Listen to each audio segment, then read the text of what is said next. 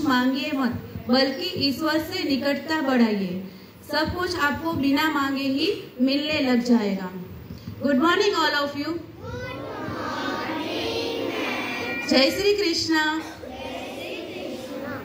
अष्टादशों अध्याय यानी चैप्टर 18 का सार आप तक पहुंचाने का मैं एक छोटा सा प्रयास कर रही हूँ, जिसका नाम है मोक्ष संन्यास योग। 18वें अध्याय की बात करें तो इसमें बहुत सारी बातें की गई है।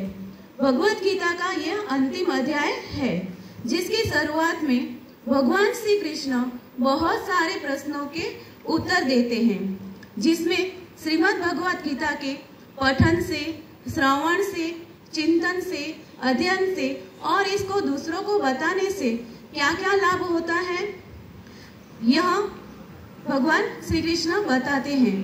आहार, तप, यज्ञ, दान, श्रद्धा इत्यादि के बारे में बताया है श्री कृष्ण ने इस अध्याय में।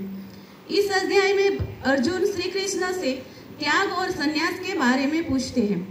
तब भगवान श्री कृष्ण कहते हैं कि हे अर्जुन, त्याग 3 प्रकार के हैं, इसे समझना बहुत आवश्यक है। यज्ञ, दान और तप के 3 प्रकार है। तो 3 प्रकार के यह कर्म है जो त्यागने के योग्य नहीं है, क्योंकि ये तीनों हम मनुष्य को पवित्र करने वाले हैं। भगवान त्याग के बारे में बताते हैं कि मनुष्य के कर्मों का अच्छा बुरा फल इन्हें जन्म जन्मांतर तक मिलता रहता है, लेकिन जो त्याग के अंतिम चरण तक पहुंच गया, इसे फल नहीं बल्कि उसको मोक्ष मिलता है, यानी कि वह भगवान के चरणों में रहता है।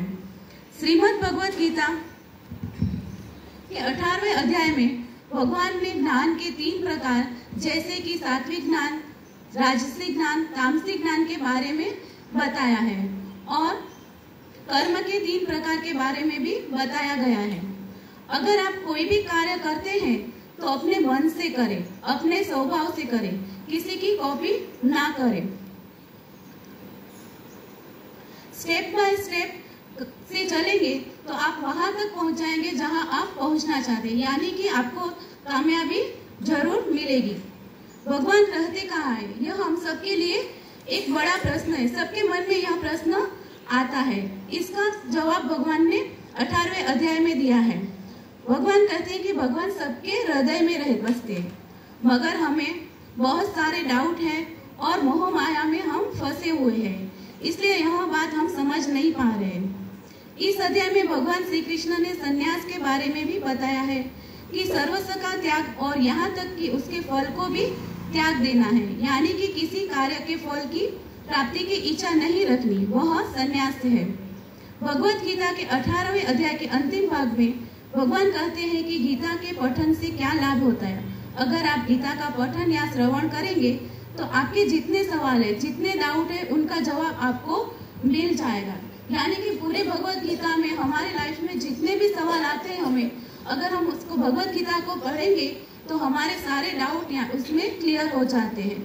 Thank you. जय श्री कृष्ण।